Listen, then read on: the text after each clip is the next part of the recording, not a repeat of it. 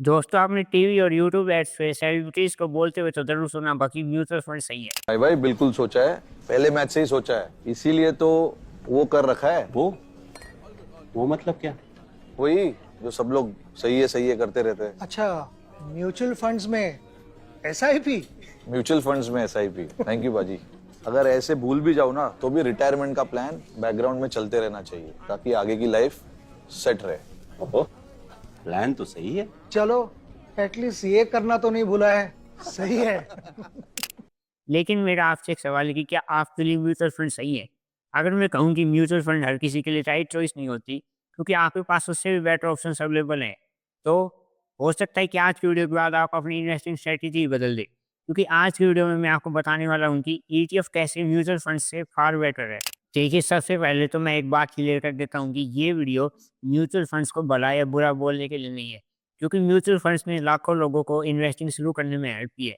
लेकिन ये मेरा फर्ज है कि मैं आपको वो चीज़ें बताऊँ जिससे आपका प्रॉफिट मैक्सिमम हो। आपको ये तो पता होगा कि हम जनरली म्यूचुअल फंड्स में एसआईपी करते हैं। एसआईपी का मतलब होता है सिस्टमैटिक इन्वेस्टमेंट प्लान। हम कोई भी एक फंड चूज़ करते हैं और उसमें एक एक्स अमाउंट हर मंथ इन्वेस्ट करते हैं, जो हमारे बैंक से ऑटो डिडक्ट हो जाता है। लेकिन क्या आपको ये पता है कि हम ईटीएफ में भी एसआईपी कर सकते हैं? जी हाँ दोस्तों, बिल्कुल हम ईटीएफ में भी एसआईपी कर सकते हैं और म्यूचुअल फंड से भी ज़्यादा रिटर्न प्रोड्यूस कर सकते हैं। सबसे पहले तो हमें ये समझना होगा कि आखिर ईटीएफ होता क्या है? तो दोस्तों, ईटीएफ का मतलब होता है एक्सचेंज ट्रेडेड फंड। ये भी एक तरह का म्यूचुअल फंड्स जैसा ही होता है, जो एक्सचेंज पे ट्रेड होता है। जिस तरह एक mutual fund bunch of stocks का ग्रुप होता है, उसी तरह ईटीएफ भी मल्टीपल स्टॉक्स को रिप्रेजेंट करता है। अब हम समझते हैं ईटीएफ म्यूचुअल फंड से कैसे बेटर है। पॉइंट नंबर 1, अगर आपने कभी इन्वेस्टिंग की है और आपको इन्वेस्टिंग की बेसिक नॉलेज भी है, तो आपको ये तो पता ही होगा कि जब भी हम म्यूचुअल फंड्स में इन्वेस्ट करते हैं, तो हर एक स्पेसिफिक फंड का अपना-अपना एक स्पेसिफिक एक्सपेंस रेशियो होता है। अब ज़्यादातर लोगों को यही नहीं पता कि एक्सपेंस रेशियो होता क्या है और वो उसे इग्नोर कर देते हैं। जैसे एग्ज़ाम्पल के लिए मैं आपको कुछ म्यूचुअल फंड के एक्सपेंस रेशियो दिखाता हूँ। ये देखिए, जैसे हम इक्विटी में कुछ देखते हैं, या इनका एक्सपेंस रेशियो ये देखिए 0.7%, 0.78, 1.5%, 1.9, ऐसे ही आप देखते जाइए। ये देखिए 1.11%, ऑलमोस्ट 1% तो होगा ही होगा। ये देखिए और देखते हैं हम, ऐसे सब में आपको 1 से लेकर ढाई ढाई परसेंट तक का एक्सपेंस रेशियो दिखेगा। ये देखिए 1.5% का, ये देखिए 1% का, ये ऑलमोस्ट 1.25% का, ये भी ऑलमोस्ट 1.25% का। ऐसे ही आपको सब में एक्सपेंस रेशियो दिखेगा। ये देखिए, आप ऐसे खुद भी चेक कर सकते हैं। लोड मोड पे देख सकते हैं मोड, ये देखिए 1%, 1%। अभी मैंने ये जो आपको एक्सपेंस रेशियो दिखाया, आखिर इसका मतलब क्या होता है? एग्ज़ाम्पल के लिए मान लेते हैं आपने 1 लाख पर मंथ की एसआईपी स्टार्ट की हुई है म्यूचुअल फंड्स में, और उसपे जो एक्सपेंस रेशियो है वो है 1% का। तो जो उस फंड का एएमसी है, यानी कि एसेट मैनेजमेंट कंपनी, वो पहले ही 1% यानी कि ₹1000 कट कर लेगी और आप पे ओनली 99,000 इन्वेस्ट करेगी। और ये आपके साथ हर बार होगा, यानी कि डायरेक्ट 1% का लॉस।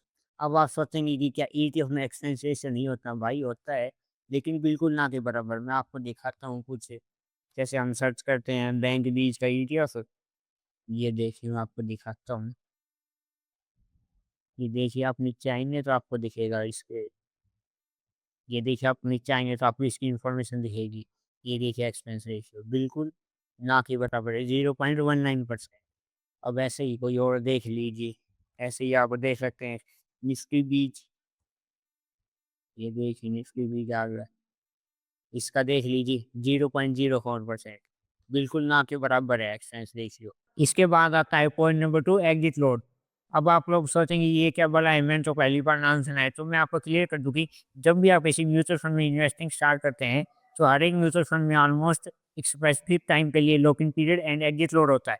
वो आपको इन्वेस्टिंग स्टार्ट करते टाइम देखना है कि वो 1 साल का है, 2 साल का है या फिर 10 महीने का है। जिसका मतलब है कि अगर आप किसी म्यूचुअल फंड में इन्वेस्टमेंट स्टार्ट करते हैं और उसका 1 साल का लॉक इन पीरियड था विद 2% एग्जिट लोड, तो अगर आप उसे 1 साल से पहले विथड्रॉ करते हैं, तो आपको 2% चार्ज काट कर दिया जाएगा। यानी कि अगर आपकी इन्वेस्टमेंट 1 लाख रुपीज़ थी, तो जो एएमसी है, वो पहले 2% चार्ज कट कर लेगी और आपको ओनली 98,000 रुपीज़ ही मिलेंगे। यानी ये जो म्यूचुअल फंड है, ये 2 धारी तलवार के जैसे काम करते हैं। ये पैसे लेते वक़्त भी काट कर इन्वेस्ट करते हैं और देते उसमें भी काट कर ही लौटाते हैं। अब आप सोचेंगे कि क्या ETF में एग्जिट लोड नहीं रहता? नहीं भाई, नहीं रहता। मैं आप एग्जाम्पल ले लिए दिखाता हूँ आपको गोल्ड का ETF। ये देखिए, मिराई का आ गया एक गोल्ड ETF। इसमें जाके देखते हैं इसकी इन्फॉर्मेशन। तो ये देखिए, इसका एक्सपेंस रेशियो है और यहाँ एग्जिट लोड है ही नहीं, इसलिए यहाँ दिखाई नहीं रखा। आप खुद चेक करके देखिए ये चीज़ें। ऐसे ही आपको एक और दिखाता हूँ, सिल्वर बीज दिखाता हूँ मैं आपको। ये आप खुद ट्राई करके देखिए, जब आपको पता चलेगा ये चीज़ें। ये देखिए, यहाँ भी कोई एग्जिट लोड नहीं है, इसलिए यहाँ दिखाई नहीं रखा। इसलिए ETF में किसी में भी एग्जिट लोड लगता ही नहीं है भाई। इसके बाद पॉइंट नंबर 3, आप ETF में लिमिट ऑर्डर लगाकर भी माल उठा सकते हैं। क्योंकि म्यूचुअल फंड में ऐसा बोला जाता है कि अगर आप 3 बजे से पहले ऑर्डर प्लेस करते हैं, तो आपको सेम डे की एनएवी मिलती है।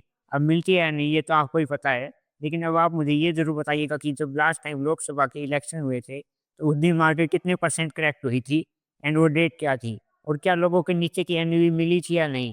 कमेंट करके ज़रूर बताइएगा।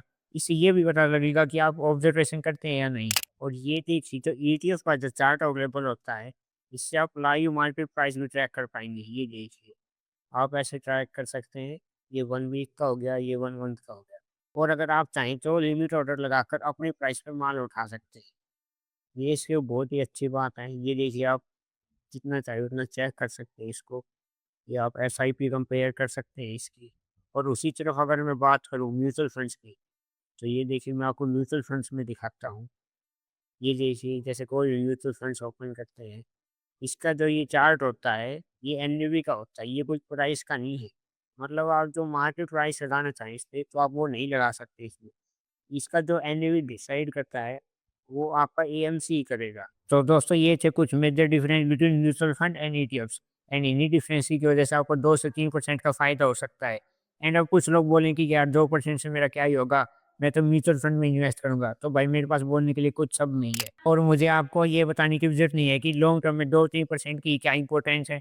बाकी आप खुद समझदार हैं, मेरे पास बोलने के लिए बहुत कुछ है, आपको सुनने वाला बनना पड़ेगा। वेल, अगर आप भी ETF इन्वेस्टिंग स्टार्ट करना चाहते हैं, तो मैंने कमेंट बॉक्स में डिस्क्रिप्शन में फ्री डीमैट की लिंक भेजी है। आप वहाँ से जाकर अपना डीमैट अकाउंट खुलवा सकते हैं और आज से ETF इन्वेस्टिंग शुरू कर सकते हैं। एंड अगर आपको वीडियो अच्छी लगी हो तो लाइक करना, सब्सक्राइब करना और शेयर करना ना भूलें। हम मिलते हैं आपको एक और वीडियो में।